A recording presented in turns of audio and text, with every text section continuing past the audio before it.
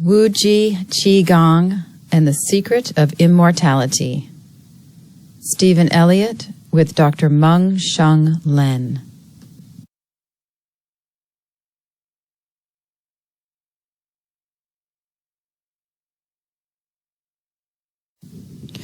If you can only, breath by breath, bring all into choice harmony, you exchange this bundle of sun-dried bones for a clear-running, sweet jade spring. Master Yu Yan, circa 1284.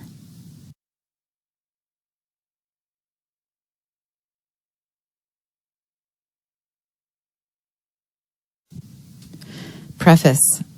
We've chosen to call this book Wuji Qigong. Even though Qigong is a fairly recent term, its use arising only during the 20th century.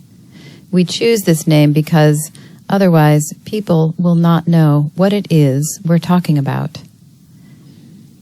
However, the method being discussed is some portion of an esoteric practice that is thousands of years old. It is at least as old as the ancient Chinese character for navel, bi, which is thought to date back to the Yellow Emperor, circa 2500 BCE or before. Our belief is that the practice, in some form, coincides with the recognition and exaltation of the four primordial elements, air, earth, fire, and water, which date back to China 5000 BCE, India 3500 BCE, Egypt 2500 BCE, and Europe 1000 ACE. These time frames are educated estimates. Where the method actually originated and the path by which it is spread is unknown. In any case, traces of the essential method, though obscure, exist in the yogas of Taoism, Hinduism, and Kashmiri Shaivism, even today. Volumes have been written about it in ancient China alone. However, as opposed to explaining how to do it, the prolific Taoist writings celebrate the experience without divulging the secret, i.e., the essential method by which the experience may be experienced. I've been a student of Eastern esoterica for several decades and have studied and practiced very hard. As of the mid-90s, I had a pretty solid understanding of yoga, meditation, and martial arts, and I'd had my share of profound experiences. This includes living with Kundalini Shakti in all its glory for a decade. However, my knowledge was incomplete, and I knew it, and I was always looking for the piece of the puzzle that I felt my heart was missing. I first learned of the subtle practice of Wuji Qigong proper in the book Wuji Shi Breathing Exercise, the author of which remains something of a mystery, which I discovered just a short time after its publication in the mid-90s.